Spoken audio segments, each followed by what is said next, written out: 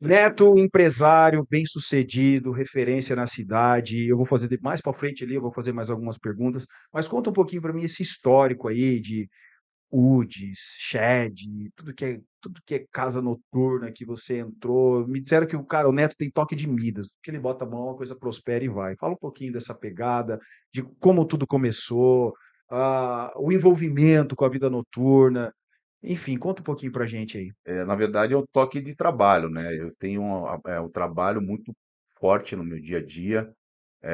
Comecei aqui em Balneário Camboriú em 2003 como garçom numa boate lá na Barra Sul, no Anapa. Em pouco tempo eu já estava gerenciando o Ibiza, que era do grupo, e então fui chamado pelo General e pelo Erlon, que eram proprietários do Jun na época, que era um barzinho lá na Barra Sul também. Fui chamado para gerenciar a casa deles e aceitei o desafio.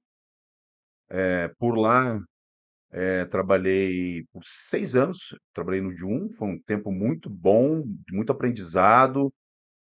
Conheci muitas pessoas aqui na cidade, e assim, comecei a interagir mais com o meio.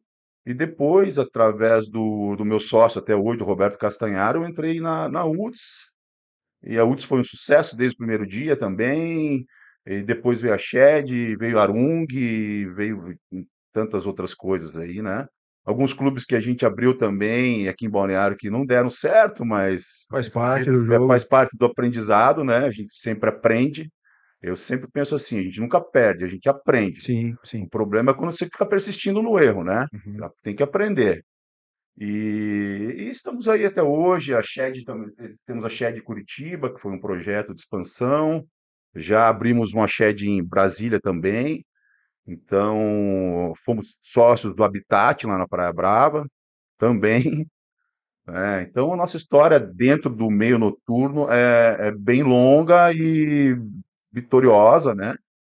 Sabe que eu dei uns tirinhos lá em Curitiba e eu, se eu não me recordo, tem UDS em Curitiba também. É do grupo, Tem, não, não é do nosso grupo, é não. uma Já foi? franquia. A UTS, ela nasceu em Curitiba e o Roberto trouxe para Balneário Camboriú. Ah, Ele montou um entendi. grupo aqui e trouxe a UTS para Balneário Camboriú. Uhum. Na época, até conversei com o Juliano, né? Falei, que loucura, uma casa sertaneja em Balneário Camboriú. Nossa, eu Uhum. quase fiquei doido no dia que foram falar pra ele entrar. Eu preparei um jantar lá em casa.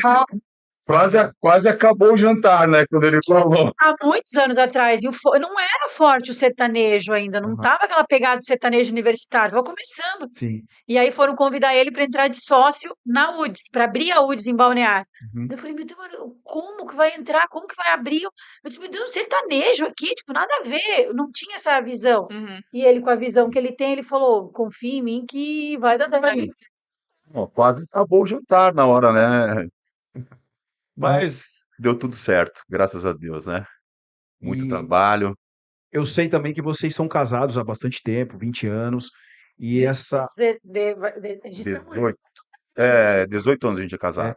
e desde esse início de por que eu tô fazendo essa pergunta? Eu já vou chegar lá, entendeu? Uhum. Se envolver com noite, casa noturna, não é um problema pro relacionamento, ô Neto? É um problema, mas a gente sempre viu de uma forma positiva. Assim como o próprio meio político também tem seus problemas, né? Ah, E a gente sempre teve entendimento lá em casa. Eu tenho meu espaço, a Juliana tem o dela. Dentro da política também, ela tem a dedicação diária dela, né? Que hoje em dia é muito maior que a minha, em termos de tempo. A Juliana vive a política 24 horas por dia. Eu ainda que eu tenho um tempinho mais tranquilo, né? Mas é questão de você entender qual que é o teu espaço e qual que é o espaço da. Eu tenho que entender o meu espaço, entender o espaço da Juliana, né? A gente tem que somar. Não pode ficar dividindo e muito menos diminuindo. e isso rola essa compreensão entre vocês. Sim, quando eu conheci o Neto, quando nós noivamos, eu nunca vou me esquecer, meu pai chegou no dia que nós noivamos, e meu pai falou: "Você nunca vai poder reclamar do seu marido em relação ao trabalho dele, porque você conheceu ele trabalhando na noite". E aquilo ficou na minha cabeça. Uhum. E eu nunca reclamei, né? Lógico, tem algumas questões que a gente conversa, isso, mas eu sempre incentivei, eu sempre falo, Neto, acho que é bom tu ir hoje na Shed, Neto, acho que é bom. Daí ele fala, ah, já fui ontem. Então eu acabo incentivando. Eu não consigo ir sempre estar acompanhando ele quando ele vai à noite. porque demanda tempo, ainda mais mulher, com filho em casa, tudo, então eu não consigo acompanhar em todas as vezes. Mas todas as vezes que a gente que ele vai, eu sempre incentivo ele aí. Às vezes, vamos supor, né, amor, às vezes ele tem alguma coisa a gente tá fazendo de dia e tu tá lá curtindo e fala, eu lembro, né, hoje à noite tu tem que ir na Shed. Verdade. Então, assim, acaba incentivando. Porque eu vejo que o olho do dono é que engorda o boi, tu tem que estar sempre perto. E o Neto, ele tem essa aproximação muito grande, porque ele já teve lá na linha de frente, trabalhando, Conhece o sabe, profissional, né, Neto?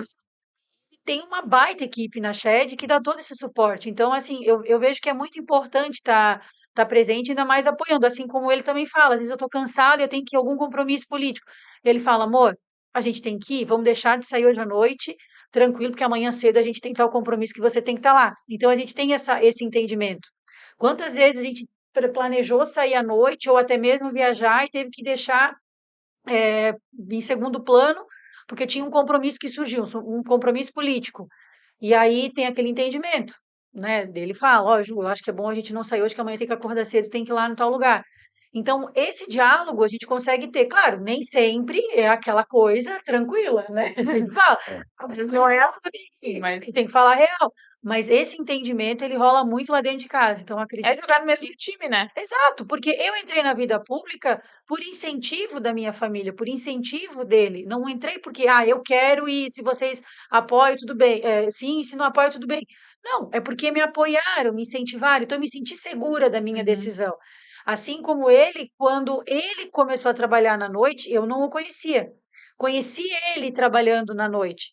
E quando ele tomou a decisão de entrar de sociedade numa casa noturna e investir um dinheiro, investir o seu tempo, investir toda aquela vontade de empreender, eu estava lá no momento, eu fiquei, poxa, mas pô, a gente apoiou, e a Maria Júlia era pequenininha, então a gente conseguiu ter esse entendimento, e acredito que é por isso que tá dando certo em ambos os lados, né? Que bom, cara, porque eu vou te falar, eu sou empreendedor nato na veia e é interessante ouvir vocês falando dessa simbiose, desse sincronismo entre vocês, porque eu converso com ela e aquilo que eu não converso dá errado. Impressionante. Em- só para vocês entenderem um pouquinho que estamos nos conhecendo ao vivo aqui, né? Isso vai fazer agora setembro, né, amor? Setembro, 2 anos de Balneário Camboriú. E com relação a mim, 22 anos de Santa Catarina, meu berço profissional é Blumenau, e Amanda é, Blumenau. como podem Blumenau ver, é esse né? tipo. É, Tô. Como é que vocês vieram parar em Balneário Camboriú? Então, é uma história, né? Tem todo um processo, tem toda uma ciência envolvida, envolveu minha própria profissão, conectar com um outro público, conectar com empreendedores. Não vou dizer uma transição de carreira, mas um up, né? Um upgrade. Mas em resumo foi por profissional. E qual que é a tua área de atuação no direito? Eu, Franklin Assis, eu me consagrei como um advogado criminalista. O Franklin Assis, quem fala de Franklin Assis, botar escrever Franklin Assis na internet, é advogado Como que a criminalista. câmera tá pro lado de cá? Hoje, o meu escritório é full service. Mas como o meu escritório leva meu nome, muitas pessoas ainda associam o escritório de advocacia criminal. Sim. Né?